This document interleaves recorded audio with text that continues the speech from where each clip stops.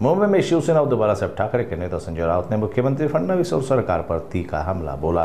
उन्होंने बच्चू कडू के आंदोलन, किसानों की हालत और राज्य की अस्थिरता को लेकर गंभीर आरोप लगाए। साथ ही मुख्यमंत्री किसानों से मिलने तक नहीं जाते और बच्चू कडू आंदोलन कर रहे हैं, सरकार मौन है। यह आंदोलन कल फैशन स्ट्रीट से किसान मोर्चा निकलेगा।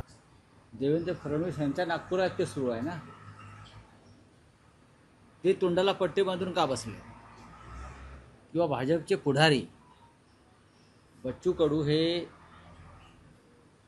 कडू यांना अर्बन नक्षलवाद ठरवायचा प्रयत्न होतो। काय शहरी नक्षलवाद?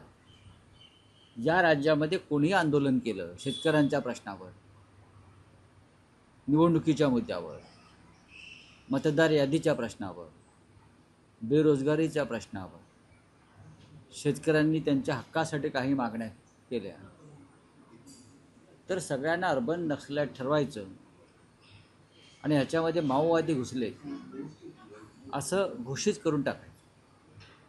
आता बच्चू कडू हे एक आंदोलन करत आहे। बच्चू कडू कालपर्यंत तुमच्याबरोबरच होते, मधला एक काही काळ वगळला तर बच्चू कडू आणि देवेंद्र फडणवीस हे गळ्यात गळे घालून फिरतच होते ना, किंवा भाजपवाले आणि बच्चू कडू हे गळ्यात गळे घालून फिरत होते। पण आता बच्चू कडू किंवा त्यांच्याबरोबरचे त्यांचे सहकारी जे आंदोलनात सहभागी झाले किंवा हजारोच्या संख्येने लोक त्यांच्याबरोबर चालत आहेत, हे अर्बन नक्षलवाद झाले। मागण्या काय आहेत? 7/12 कोरा करा, ही मूळ मागणी कोणाची आहे? ही मूळ मागणी उद्धव ठाकरे साहेबांची आहे।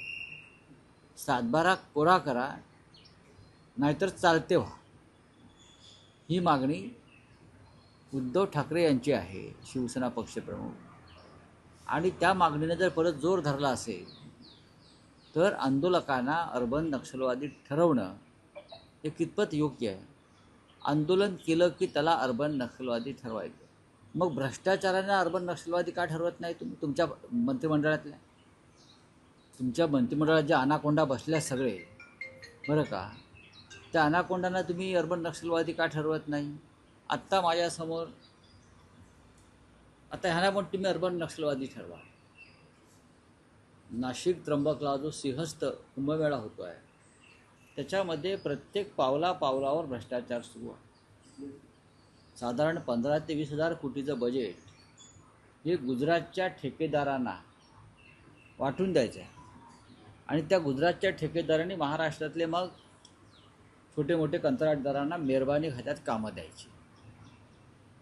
हे सध्या गिरीश महाजन आणि देवेंद्र फडणवीस यांचं कार्य सुरू आहे। आणि त्यासाठी माझ्याकडे काल शेतकरी आले। नाशिक त्र्यंबकेश्वर रस्ता जो सिंहस्थाच्या नावाखाली त्याचं रोड वाइंडिंग सुरू करत आहे, त्याची गरज नाही आहे खरं म्हणजे। आणि दोन्ही बाजूनी हे जे आहे नाशिक महानगर प्रदेश विकास प्राधिकरण, हे दोन्ही बाजूनं जागा ताब्यात घेऊन शेतकऱ्यांच्या घरांवर, अधिकृत घरांवर, शेतकऱ्यांच्या व्यवसायावर, काही लहान लहान हॉटेल्स आहेत, दुकानं आहेत, त्याच्यावरती परवानगी आहेत, शासनाच्या मंजुऱ्या आहेत, त्याच्यावरती बुलडोझर फिरवून हजारो शेतकऱ्यांना नाशिक त्र्यंबक रोडला तुम्ही उद्ध्वस्त आणि बेघर करताय, बेरोजगार करताय। याची गरज नाही। आणि शेतकरी तिथे आता उपोषणाला बसले। गेल्या 8 दिवसापासून शेतकऱ्यांचं उपोषण सुरू आहे। राज्याचे मुख्यमंत्री म्हणतात तर राज्यात सगळं आलबेल आहे, कोणावरती अन्याय होणार नाही। सोलापुरामध्ये उपोषणाला बसले शेतकरी, नाशिकमध्ये हे जे शेतकरी आहेत हे मी तुम्हाला सांगतो की साधारण 12 ते 13 गावं आहेत ही, पिंपळगाव, बहुला, बेळगाव, ढगा, मैरावणी, तळेगाव, अंजिनरी, खंबाळे, पेगलवाडी यासह साधारण 16 गावांचा शेतकरी उद्ध्वस्त झाला। त्यांच्या शेतातून रस्ते नेत आहेत। काय गरज काय?